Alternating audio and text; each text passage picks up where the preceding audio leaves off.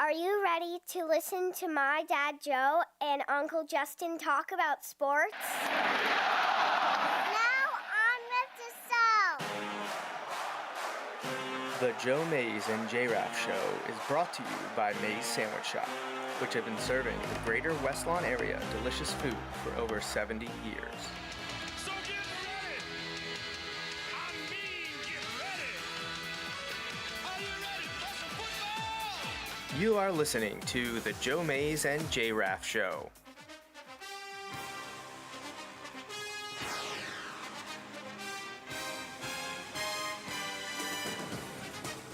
A weekly podcast about sports since 2011.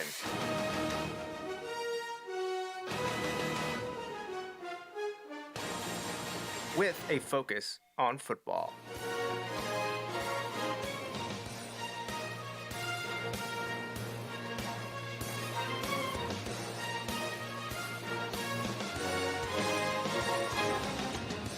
Now, here are your hosts, Joe Mays and Justin Raffoff.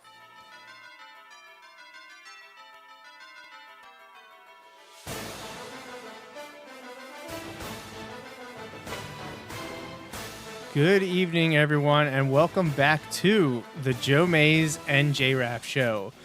I am one of your hosts, Joe Mays, and here with me, as always, is my co-host, Justin Raffoff. Yeah, it's great to be here. You know, say a break, but only kind of, right? It's just change in programming. It wasn't really Exactly. Yeah, there was no break. We've been going continuously since August. We haven't been together on this show, though, since like mid-July, maybe early end of June. I don't even remember anymore. It's been a while. I had a show with Natalie at the end of July when we were finishing our NFL preview, which we were originally scheduled to talk NFL here this evening. However, something else has happened in the months that we were doing the Bulldog Hour that kind of requires our attention, because outside of the NFL on this program, the only other thing we talk about fairly often is Penn State football. And obviously the Nittany Lions have had a rough go of it since we probably last talked about them, which may have been back in like April. Right. You know, I think we talked about it with Dr. Hoffert when he was on the program. Yes. And Wes, right? I was going to say, we should revisit that show. No, we shouldn't. No, we should not go back and listen to that show. But, yeah, Penn State, rough. Started 3-0, lost 3 in a row, saw Coach Franklin get fired. They lost 3 more after that, but now they've won 2 in a row and sit at 5-6 for the season after a beatdown of Nebraska yesterday, which feels good, but still a little hollow after what this season was supposed to be. You and I are always on the same page when it comes to expectations, and we hated going into this year with people saying they were the number 1 or number 2 team in the country. I know some people, the glass has half full, would say, yeah, but all their losses have been by what? A touchdown or less? 6 points or less? Other than the Ohio State game. Right. At least 2 or 3 of them were by 1 or 2 points. Right. But you got to win those games. It doesn't matter how much you lose by. Right. A loss is a loss. Right. And this season wasn't supposed to end with maybe more than 1 of them. And we're at 6 already. Beat Rutgers is coming Saturday at 3:30 in New Jersey, and Penn State will be bowl eligible. And I was reading that they can't turn down a bowl bid. Well, Is that accurate? From some of the things I saw yesterday, I think it's not the school alone's. The Big Ten has to sign off on it because of the money. Because of the money. Yeah. Right. However, depending on the coaching situation, you may not have enough players. Right. Yeah, that'll be an interesting thing that could develop. Especially on a senior heavy team where a lot of guys are hoping to go pro. Well, we've got a lot to talk about tonight, but before we dive into the Penn State coaching discussion, I do want to thank our presenting sponsor, Mays Sandwich Shop, my dad and sister from the family business, for always supporting the program here and the Bulldog Hour, which Justin and I just wrapped up last Sunday, our 11th season and really our 10th anniversary of the show. It started back in July 2015. So we are now through 11 seasons of that rebooted show, and no signs of slowing down. We'll be back probably in February after the NFL season wraps, and we've actually got a slate of off-season shows that we could do. A lot of people we would like to interview and talk to related to Wilson football or tangentially related to Wilson football, maybe just high school in general. We are in discussions with having Ross Tucker on the show, which you can listen to him right now if you're watching the Cleveland Browns game against the Las Vegas Raiders. Him and T-Mac. Yep. So if you're a Phillies fan, if you're a Pennsylvania person, you probably would enjoy watching those two terrible teams play, the Raiders, Browns. But yeah, so a lot's going on that program. We'll be back in a few months. But right now, we're just back on the main program, the show that started it all, which will be celebrating 15 years in February, which is wild. The show can almost drive. Here for episode 423 to talk about Penn State. Not the way we want to be talking about them, No. Justin, but I feel like you and I could feel going into this year that, I mean, everyone knew the stakes were high, but we were very uneasy about it. And that could just be our pessimistic, cynical nature. But I didn't like anything. I didn't like any of the off-season stuff in July and August leading up to the season. I hated the way they played their non-league slate. It was awful. So week 1, I thought was fine. The problem was today was the best they've played since week 1. Not today. Yesterday was the best they played since week 1. Yeah, like you could see the writing was on the wall. And we'll get to that. Like some of the comments that have been made the last few days have been pretty interesting in that, just in terms of like reading. But I also think some of that started last week with Michigan State. So like we'll get to that part. But yeah, just in my terms, and again, I'm not always spot on with this when it comes to Penn State or any of the teams, but like the vibes were not good for me. Like I just was like, I don't know. right. Like I don't. No, And not that I expected it to be bad or I expected it to end in the firing of Franklin, but I wasn't a pencil this team into the Final Four in the national championship game now. I was like, oh, okay. yeah, I don't like that. And yeah, it didn't Well, that work goes out. back to all the expectations that we talked about. As you see I'd say even more in college sports than professional sports anymore. When you go all in, you better hit. Which is what we saw Michigan and Ohio State do the last 2 years. Yep. So everyone was hoping, everyone in State College or Penn State alumni base, the greater Northeast Mid-Atlantic area, maybe Penn State could do it this time. And they had a When they ton had back. 30-some kids returning to, Right. like, help this happen. You know? And it's still... And like this seniors, that is. Sorry, seniors returning. Like, not just people, but seniors. And this will go down as one of the biggest off-season hype trains that went off the rails quickly ever. I think back to Auburn a few times in like the Yeah. early 2000s with Cadillac what, Williams' Cadillac sophomore year. Because Yeah. I saw them their freshman year. Right. And I've told you this a million times, especially on this show. I saw them beat Larry Johnson in that 2003. You're right. January 03, right. the 02 season. January 1st, 2003, Capital One Bowl. Yep. In the slop, even though it wasn't raining. It had rained so much on New Year's Eve. And they beat that team, and then everyone thought they were going to be really good the next year because they returned two stud running backs and a quarterback and all this stuff, and they were not.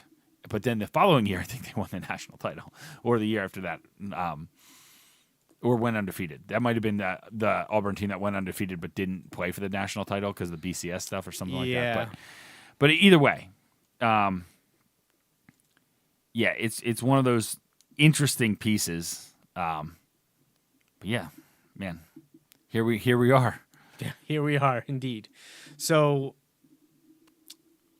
like I said, Penn State started 3-0, then lost in overtime to Oregon.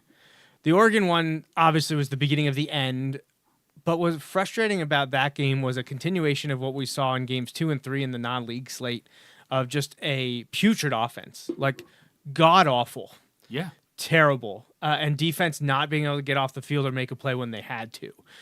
And now there's been all kinds of debate about Jim Knowles and was that a bad hire? Not necessarily because he's a bad coach, but because his system is so intricate. Right. It is it's known, hard to learn. And it it takes did it time. to Ohio State. It doesn't really hit their stride until year 2.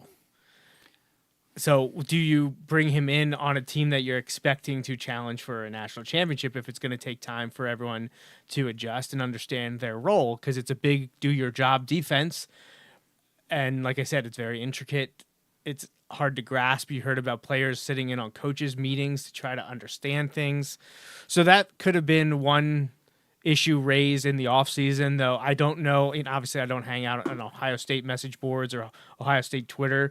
Was anyone pointing that out anywhere? I did not see any Penn State media or beat writers mention that it wasn't a good idea. Everyone seemed completely on board. Was like, oh, it's just part of them going all in. They're getting the best coordinator. And they didn't fire someone. Tom Allen left. Right. Tom Allen left to go to Clemson. Right, which didn't work out great for him either. So that was one aspect. Second, Kotelnicki's offense looked pretty decent last year. You know, you're a few plays away from playing for a national championship. Didn't see any signs of distress there that I could tell until the start of this season. Right. This season, like you said, game 1, but even I thought in game 1, didn't they start slow? Wasn't it a slow build for them? They might have started slow, but like I felt like that feels so long ago now. Yes, and I have a trouble remembering too. But I feel like it might have started slow, but they also they handled them. Like there wasn't like the team hung around for a little bit or anything like that. Yeah. Well, so those are the coordinator things. Kotelnicki has been awful the whole year. They looked better against Indiana at times. They looked okay against Michigan State and now Nebraska. But how much of that was what people are saying that Terry Smith was finally like, basically do your job. Right. Stop getting cute with it. Hey, we have 2 good running backs. We're going to hand it off every time. Yeah. Stop just throwing screens. And you went against 2 of the bottom 3rd run defenses in the country. Yep. All right. So, before we talk about maybe the present and the future, we got to talk about the past. So we got to wrap things up here with Coach Franklin. I feel like if you've listened to this show, and it's funny, actually, this show is older than Franklin's tenure. Yeah. We started this in February 2011. So actually, when we started this show, Joe Paterno was still the head coach of Penn State football, which is wild to think about. Yes. That feels like a long time ago. Absolutely. So we got the final year of Joe Paterno when we started the show, then interim with Tom Bradley, which we're in that same situation now with an interim head coach, which we'll talk a lot about here coming up. Then we had Bill O'Brien, which rough start from acceptance, but I think that 2-year tenure would seen as a success. Right guy at the right time. And for while that role. I hated him bolting. Yeah. Honestly, it led to a person that I was super excited about. And look, I'm still super happy with what happened during the James Franklin tenure. I'm sorry.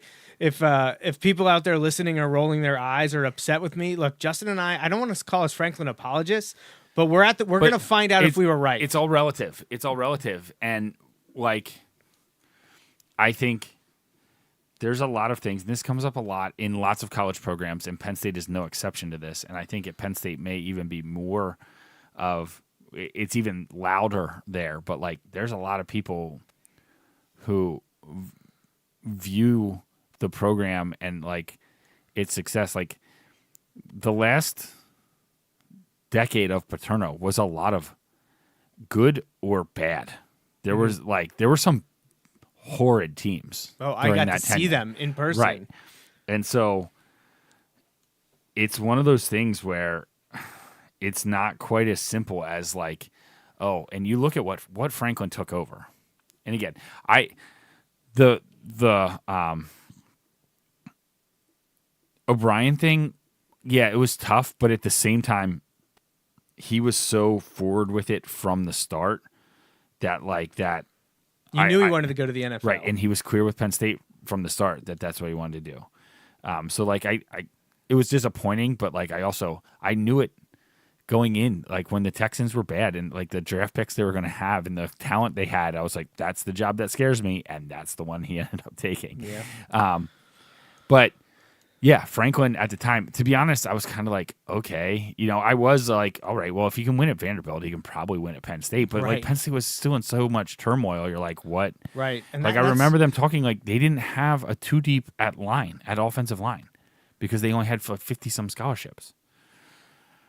Yeah, well, and so Bill O'Brien's tenure went okay. It went fine. I mean, honestly, if you look at what he was dealing with, the fallout and the issues surrounding everything, he actually had a great 2-year stint with Penn State. And Penn State, I mean, that 2012 team is seen as the bedrock of some of Penn State teams, even though numerically, record-wise success wasn't outstanding. Right. They're seen as a team that kept it all together. So Franklin comes in still dealing with the fallout from everything from 2011 and goes back-to-back 7-6 season. I don't mean to bear lead, but obviously we know that Franklin was fired. He is at Virginia Tech now. He signed. He's moved on. So looking at his time at Penn State, though, he went back-to-back 7-6 seasons. And now I believe at the time there were still restrictions on scholarships. Yes. Like those were just being lifted around the start of his time there. But those recruiting classes, it takes time to build.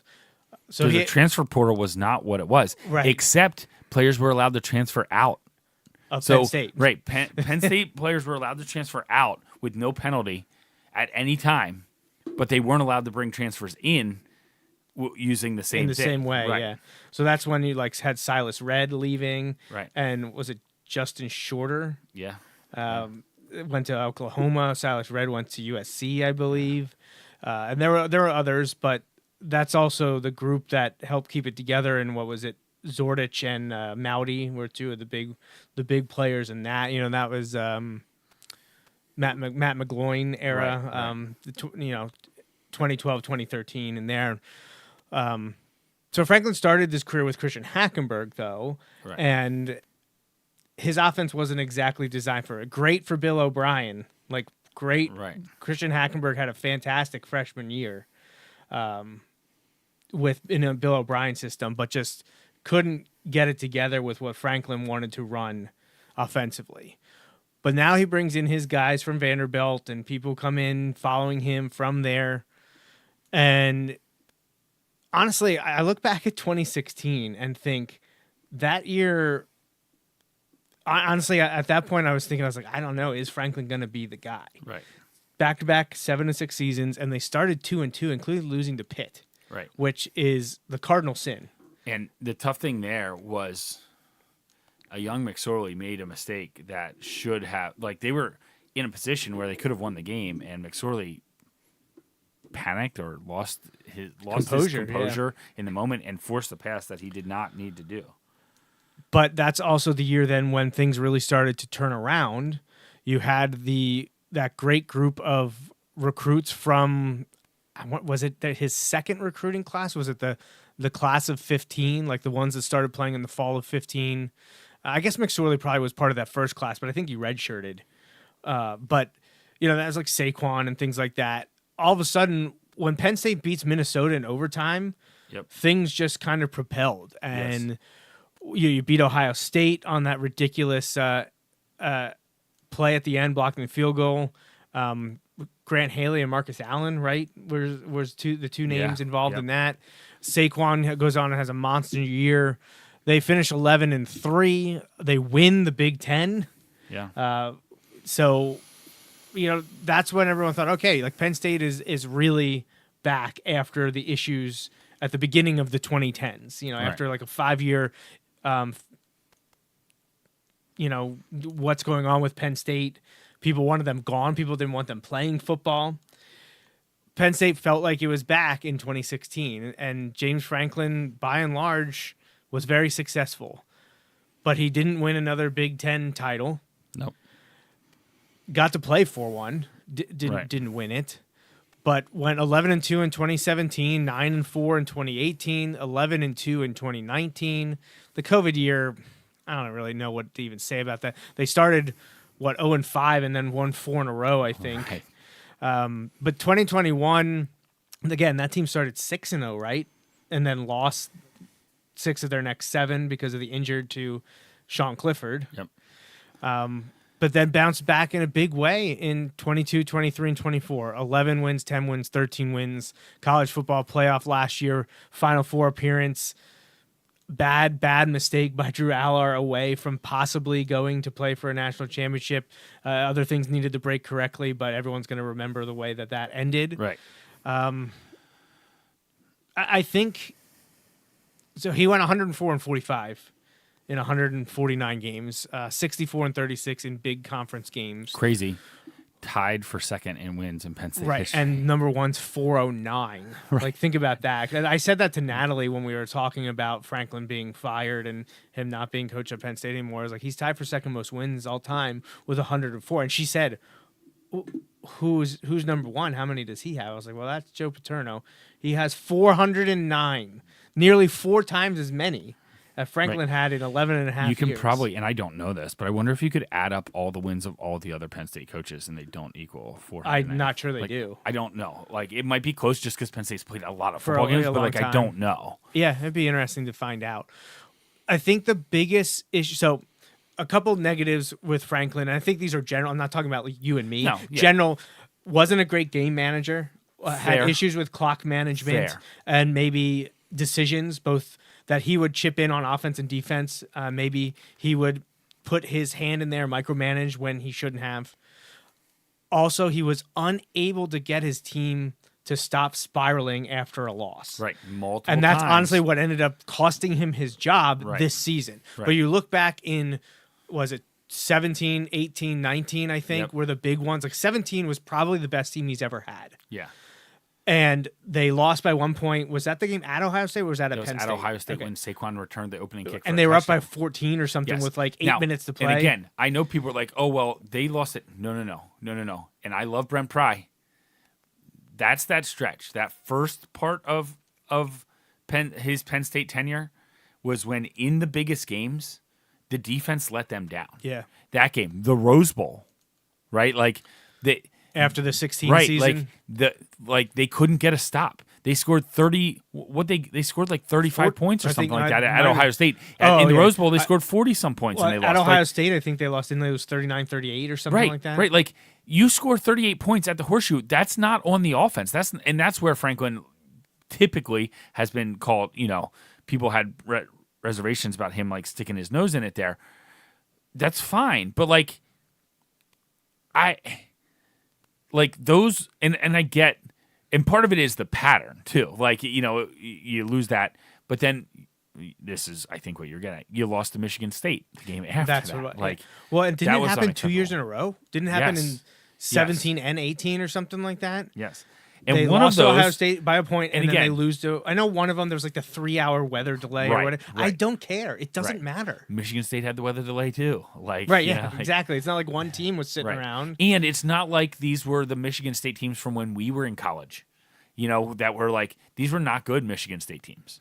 I No, can't tell these you are how many times we mid- saw Michigan State teams with some second string quarterback, some freshman who you've never heard of, will be there for 4 years, transfer out and be the quarterback at like Bowling Green in his Yeah. 5th year, but he throws for 450 yards and 3 touchdowns against Penn State. You know, it's like, what is going on?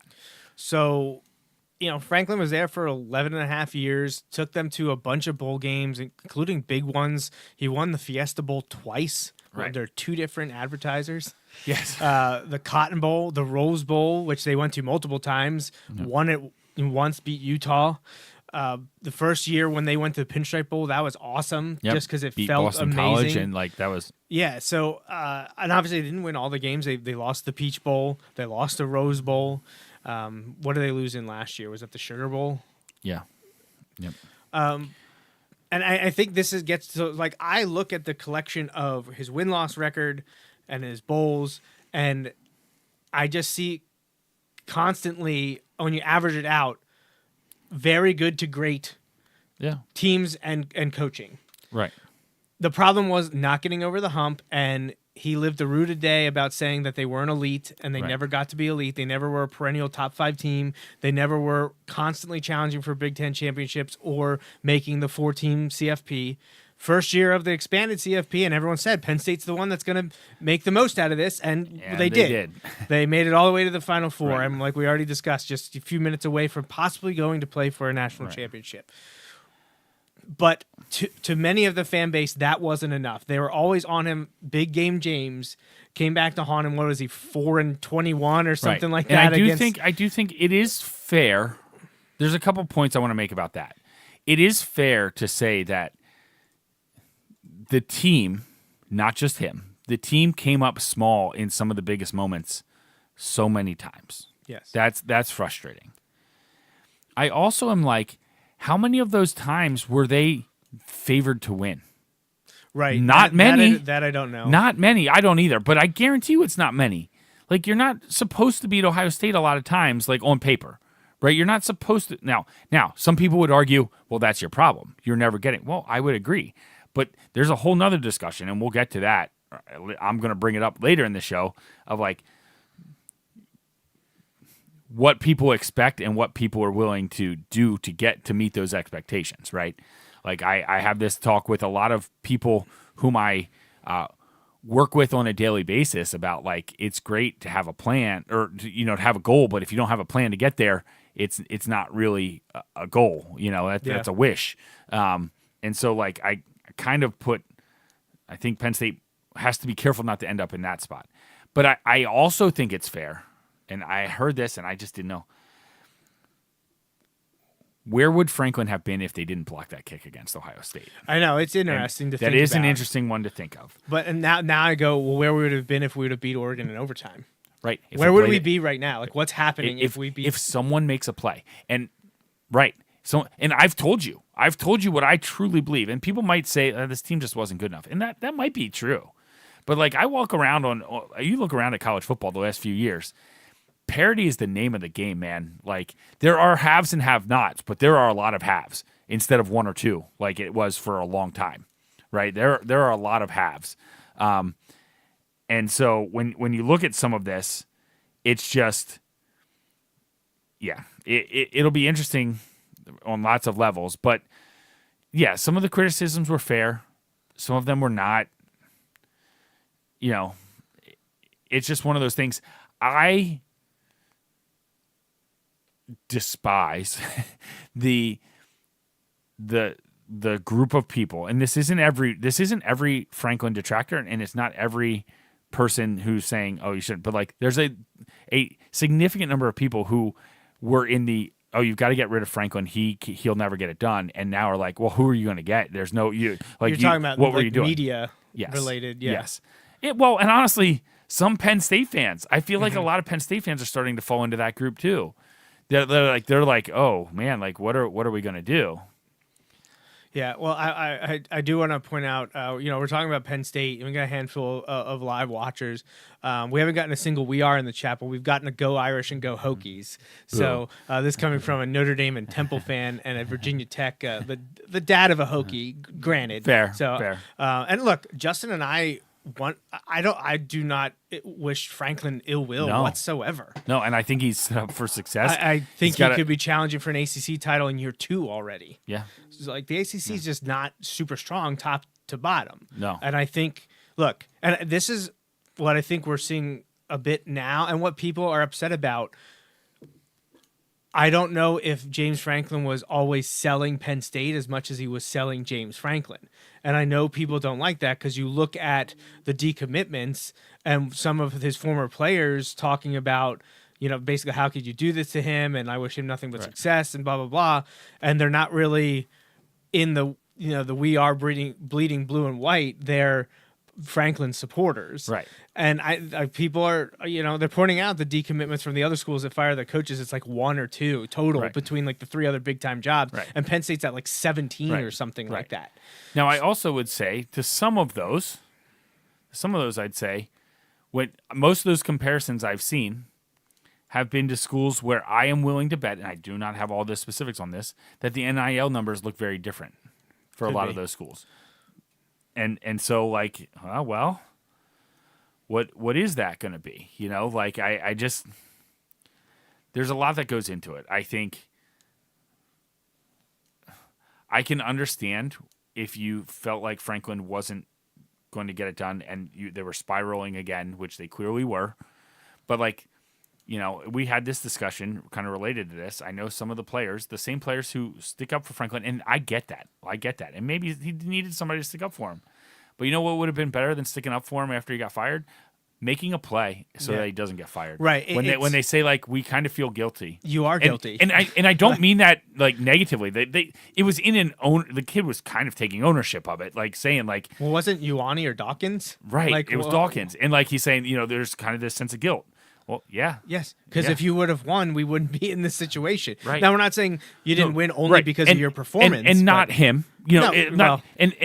Offensive line is a major reason that we're where we are. But yeah, I guess a better way to say it would have been like, not because of like, like lack of effort or anything. Like, it's not that. It's just, if you played better, like if we were able to run the ball the first half of the season, maybe we're not in this spot. Okay, we got a "We Are" from Phil Marshall. There we go. He filled it in. Thank you, Phil. We are Penn State. Appreciate it. Thanks for listening. But so here we are. Terry Smith was named interim head coach. Lost the first 3 games. Should have won 2 of those 3. Won now the last 2 with a finale against Rutgers coming up. Franklin's already moved on and is head coach at Virginia Tech. But now what Penn State going to do? And now, initially, when this happened, and you and I were on the same page, and I feel like we're on the same page again now, we understood why they got rid of Franklin. Yeah. When this season went off the rails, losing to Oregon, you're not firing him for that. No.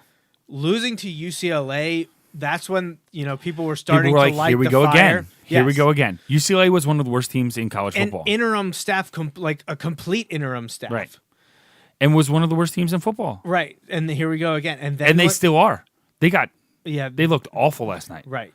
They weren't able to get it done at home against Northwestern.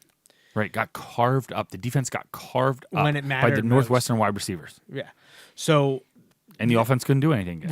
But that was the point where it felt like it was a motivational thing.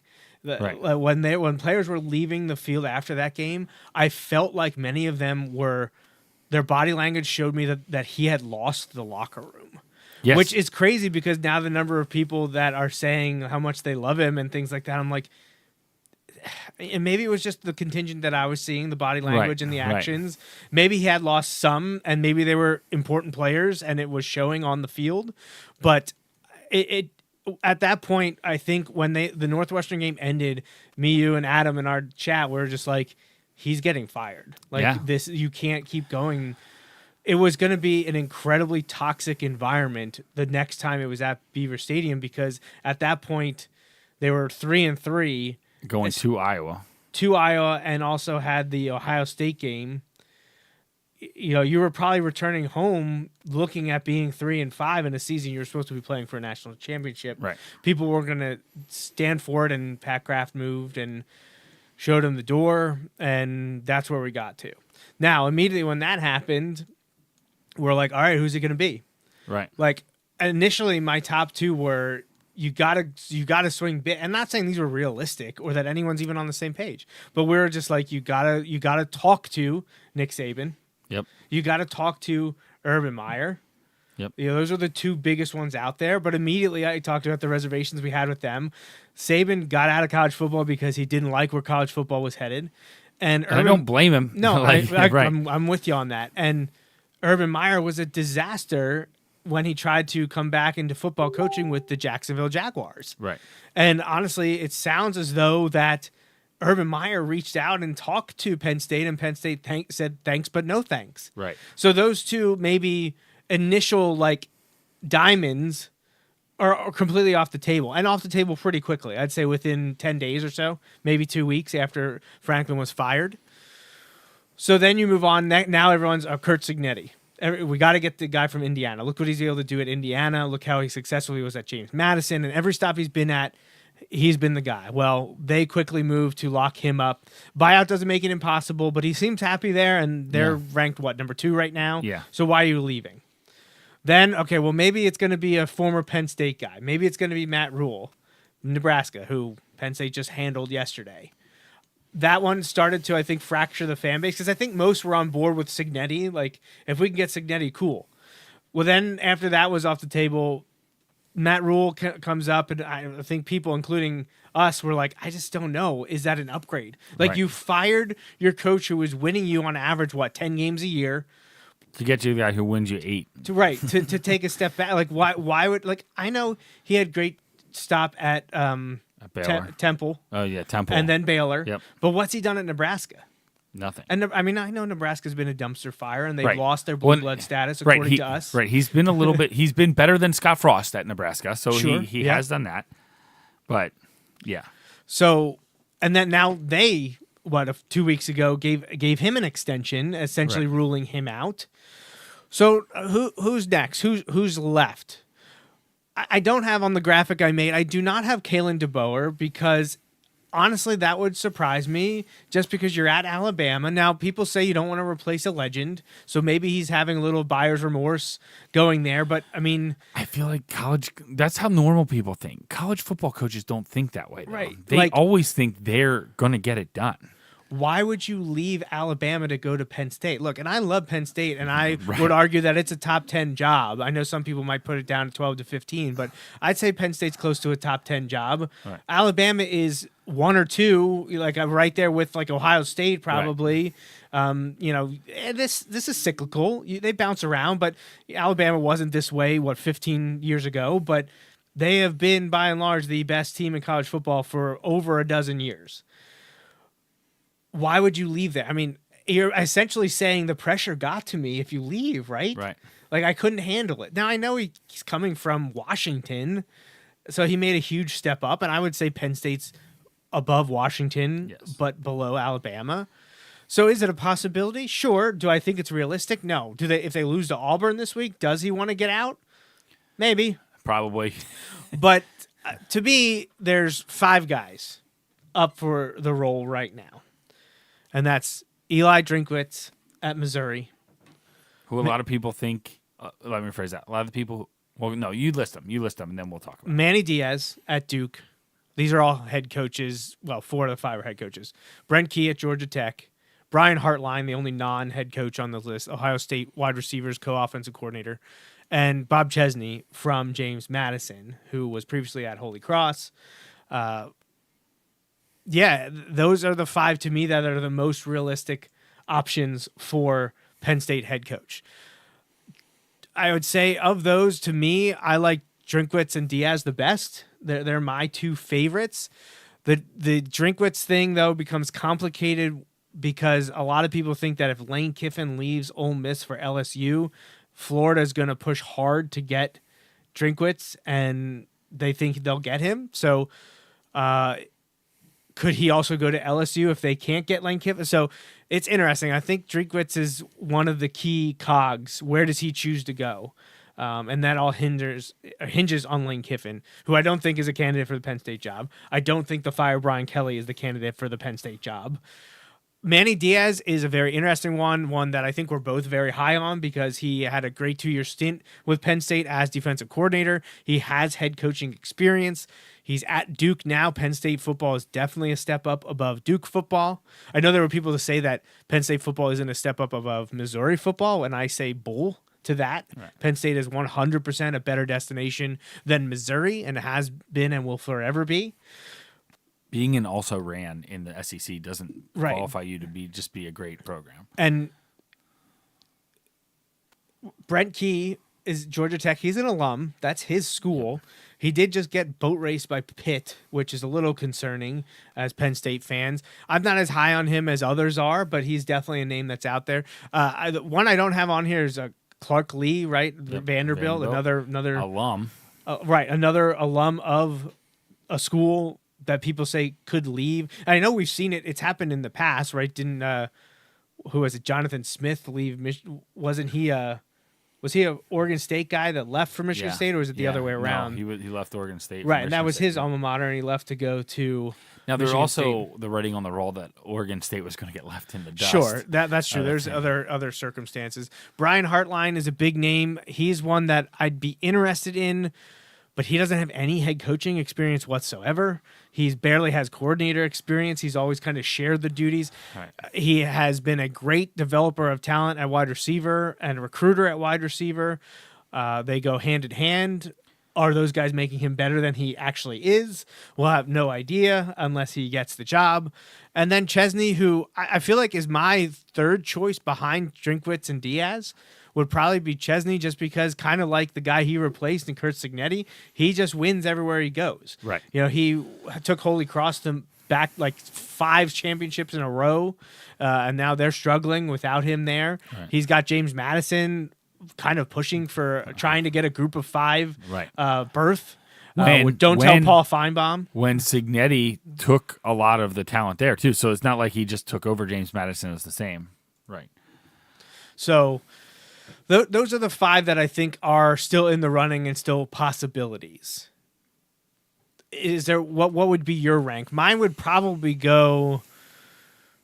Oh, man, it's tough. I honestly might put Diaz I just want to first. throw out another name, not that we have to add it to the list, but just because I know someone listening, this has been their person kind of from the start. Oh, who did I miss? And this isn't a name that's gotten thrown around a lot for the Penn State job, but Pat Fitzgerald is also out there. And I know that one of the people listening who has commented is, at least last time I had asked them, was still on the fact that they think Pat Fitzgerald is maybe a good one. And I don't know if I disagree. I don't know that I disagree. I think Northwestern was acted hastily to get rid of him under the circumstances. I feel like the argument always, not the argument, but what people say about that is he always did more with less. That doesn't guarantee you do more with more. Right. No, you're right. And he's been out of it now for a few years. Right. But no, I that's fine. I'm okay with that. I would be interested to see where that goes, what he's able to do. I know when... But I don't think I'd take him. I don't think he's even... I don't know that he cracks my top 3 there. I'd be okay with that higher. But, like, to be honest, this is where it gets tough. I don't view any of these guys as the guys you fire James Franklin right. for. Yes. That's the underlying that's the other thing. Not that it can't work out. It can. It can work out. But none of these guys, right? The guys you would, and again, this is me putting on the homer hat. Like, look, does this make sense? No. Are you going to get them? Probably not. But like I said from the beginning, and I know it's not my numbers that I'm doing here, and then I jokingly say, wait, I do contribute so that I can buy season tickets. It is my numbers, not to the level that it actually influences any decisions that Penn State makes. However, like I said, I make Saban turn down $15 million, right? Like I make him turn it down. Right. I say, here's 5 years, $75 million, and I know that sounds crazy. And if he says no, he says no. When he says no, you say you go, oh, thank you very much, right? But from the list that you put up, I would agree. I'd probably say Drinkwitz and Diaz as my 1 and 2. I don't mind Hartline in the sense that at least it's a home run swing. That's kind of how I like. You're swinging for the fence there. Yeah. And hey, sometimes when you swing for the fence, you pull Kyle Schwarber and you park one, in the third deck. And you know what? Sometimes you strike out. But hey, that's the world of college football anymore. All of them, including the Blue Bloods. Look at Alabama. There are people that were calling for Kalen DeBoer's job early this year. Last year. Yes. And if he loses to Alabama, there will be people Auburn. who want. Yeah, sorry. Yeah, if he loses to Auburn, there will be people who want him fired, and they'll pay for his flight. They'll pay for him to move to Penn State. If like in that world. So like it just isn't that way in college football. Penn State was just the last to the game in this because we had the same coach for 50 years. Right. It's just a different world. All right. So that's where it stands. Those are 5 guys. 7 if you consider Kalen DeBoer and Pat Fitzgerald. Right. I feel like I know there's rumors out there that there's someone that people are forgetting about, or that there's. I saw it today. Remember when Lincoln Riley left Oklahoma to go to USC? Like, who could are you talking about I was trying to think who they're talking about. Are they talking about Dan Lanning? Are they talking about Ryan Day? Like, I'm like, right. Who are you talking about? Where are these? What name are you talking about? When I look at Dan Lanning, why in the world would Dan Lanning leave Oregon? Right. Exactly. Well, Like- were people sitting there saying that about Lincoln Riley though too? Yeah, but see, here's one of those things that because early on in this, I saw somebody was like, because this is before USC kind of turned around and had a decent season this year. They're like, oh, maybe Lincoln Riley, maybe you could pry him away from USC. And I wanted to say, and this is not a knock. I love Penn State. I love State College. But I don't know how you are going to pry a guy who's making a ton of money out of Southern California, to come to State College. I just don't see that happening. Now my mind is racing. Who are we talking about? Is it possibly not a college coach? Is it a pro coach? Is this Maybe. someone saying Pete Carroll's had enough with the Las Vegas Raiders the age thing just doesn't work out. No. He left USC. And also, he was used to NIL before it was legal, so I guess that would work. But that's are we talking about Bob Stoops, who hasn't been in college football in a decade more? Steve Spurrier. Mac Brown, Steve Spurrier. I'm who? What name are we talking about? Are they talking about Dabo? He's gonna leave Clemson. I don't know what. I know initially when this happened, people were like, "Bring Bill O'Brien home," Right. but he hasn't had great success. I think they won 2 games at Boston College. Right. Now Boston College is an epically hard job. Sure, 100%. And there's also rumors there though that the Boston area is where he wants to be. That's partly why he took that job. Right. So I don't know what to make of that. So I think there's 7 legit candidates, but if you watched the game last night, Yeah. there is certainly an 8th candidate on our short list. And that's the guy who has the job right now, and that is interim head coach Terry Smith. He is a Penn State letterman. He's been at Penn State for over a decade. I don't know if he was part of Franklin's first coaching staff. I thought he came in year 2 because wasn't he originally with Matt Rule? He was with Matt. I don't know if Smith got there in 14 or 15, but he's been there for a while. He's worked his way up. He's the defensive backs coach, and he was the associate head coach, which is why he got this job.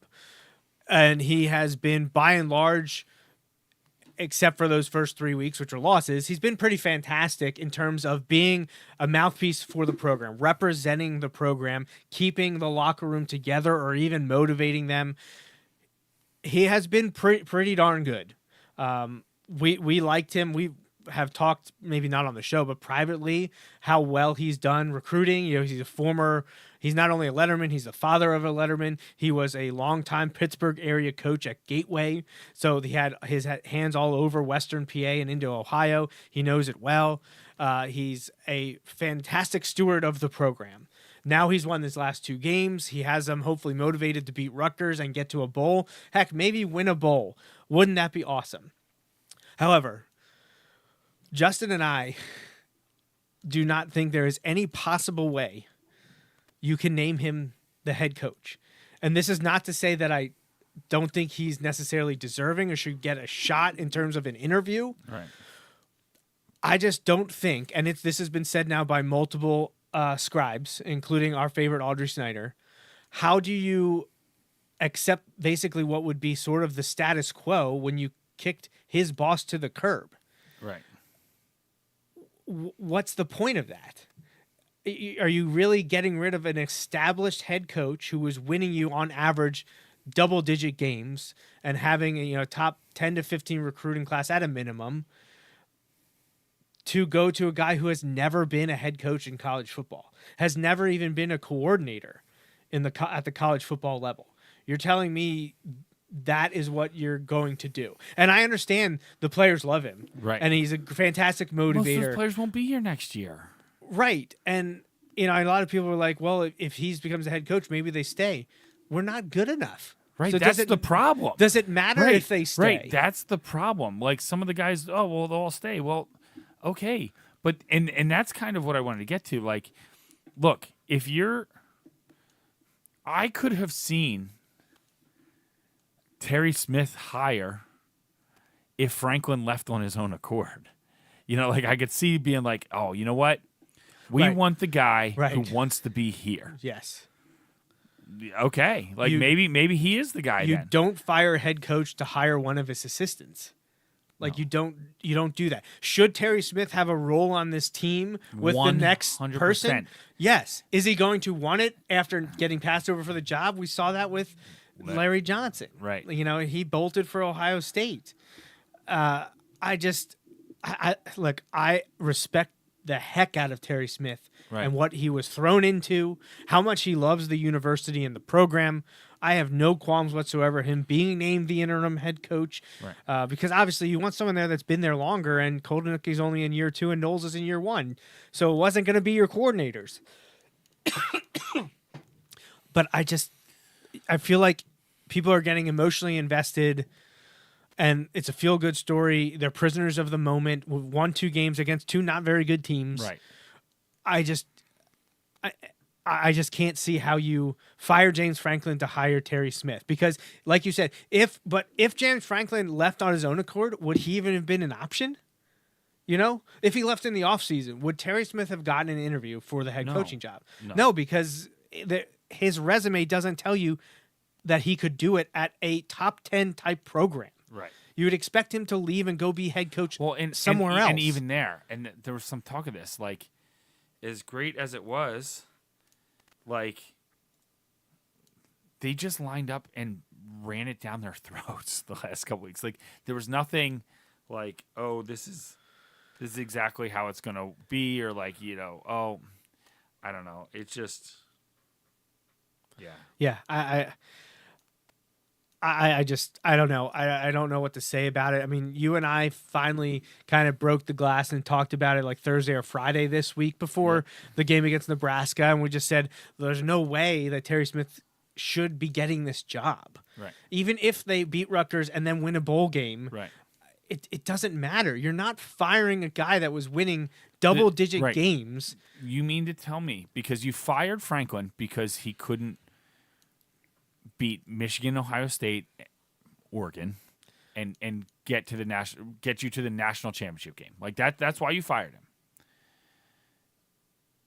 And you think, with no evidence, that Terry Smith will. I don't know that he can't. I think that would be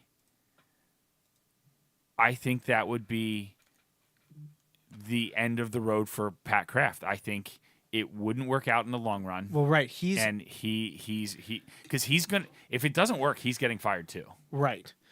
I just can't. There is a wild card though.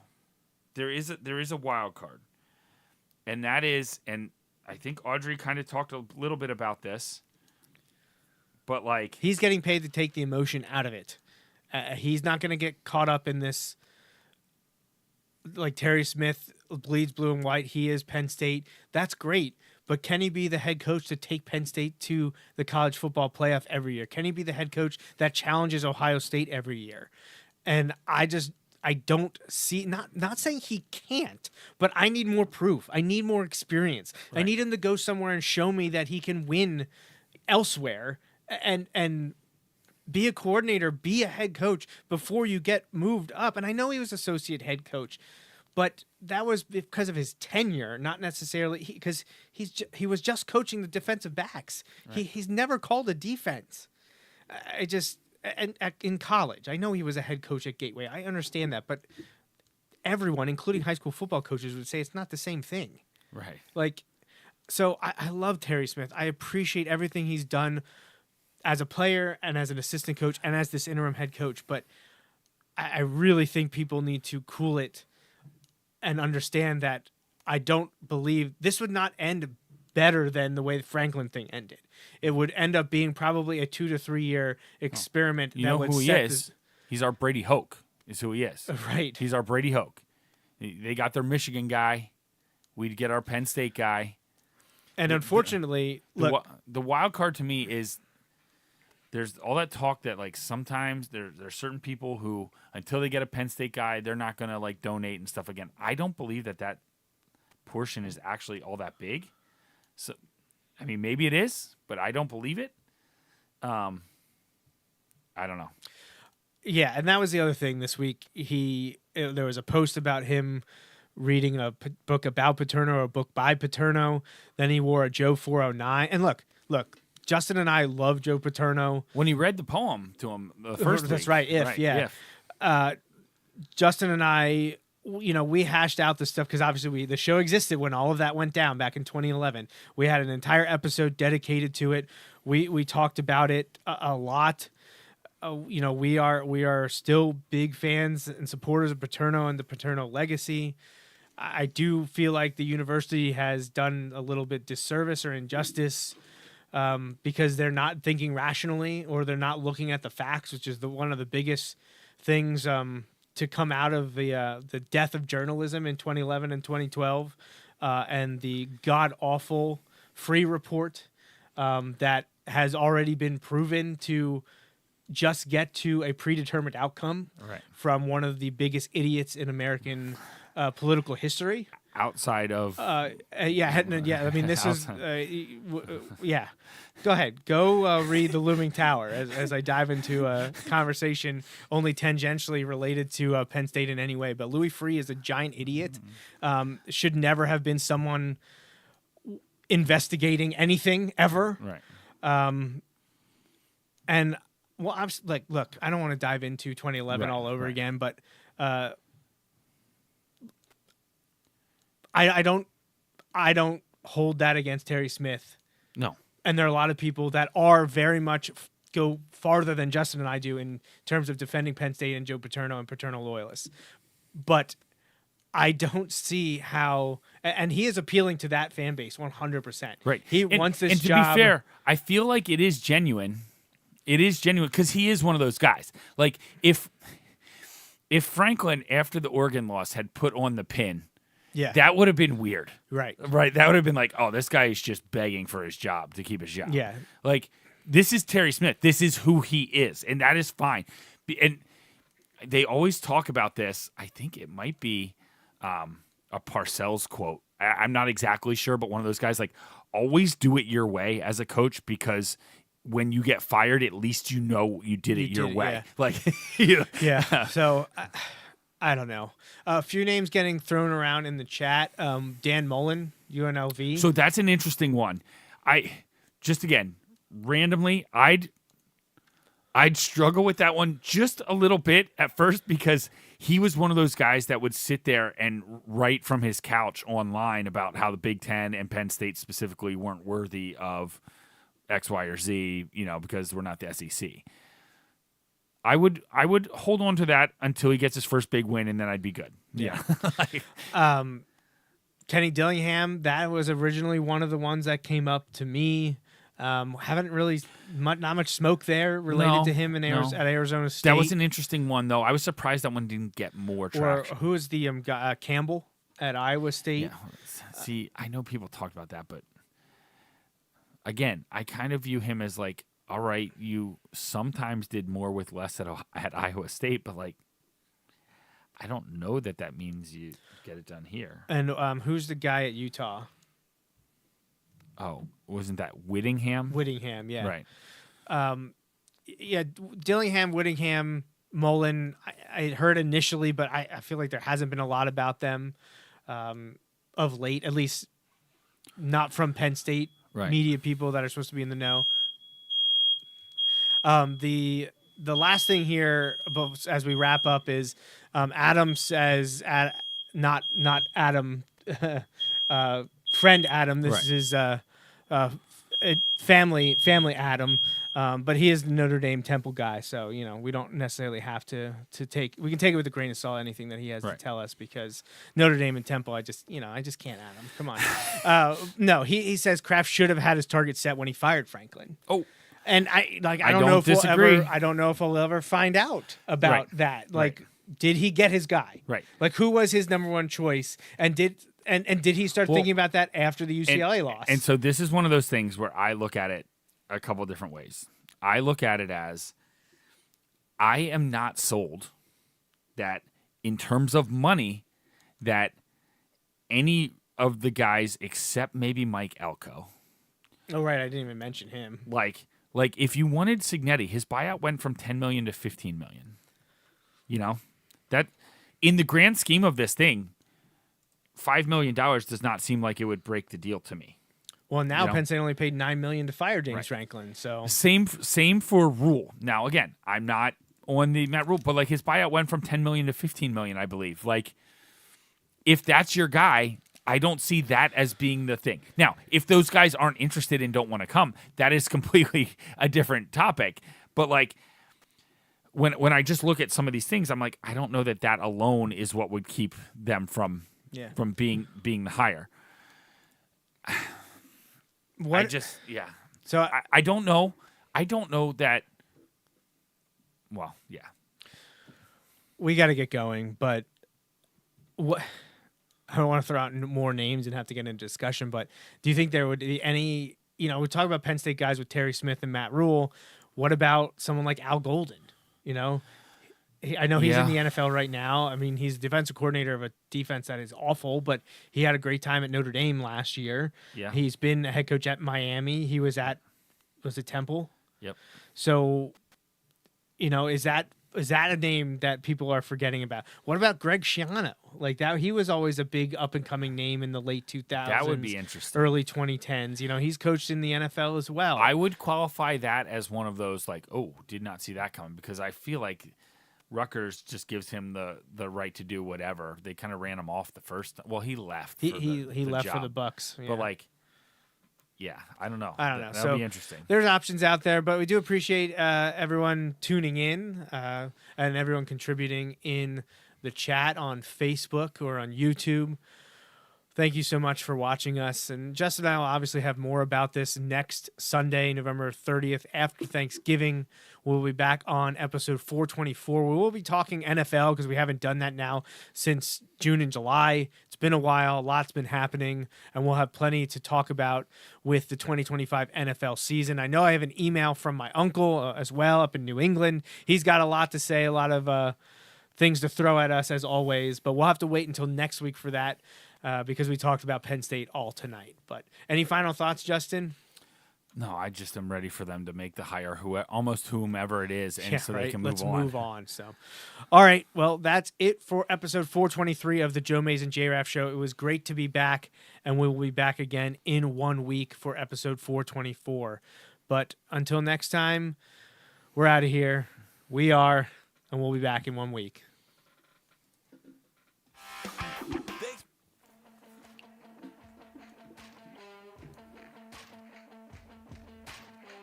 That's a wrap on this episode of the Joe Mays and J-Raff Show, brought to you by Mays Sandwich Shop. You can watch each weekly episode live on Facebook, Periscope, or YouTube. Be sure to like, follow, or subscribe to the show on Facebook, Twitter, YouTube, SoundCloud, Apple Podcasts, and Google Play. You can also rate and review us on many of these platforms as well. We'd love to hear from you. Send your emails to the Mays Sandwich Shop inbox at joemaysandjraff@gmail.com. The Joe Mays and J-Raff Show is a part of the JMNJR Radio Network, home to other productions such as the Bulldog Hour, Tangents with Friends, and Nat Chats with Dad. Until next time.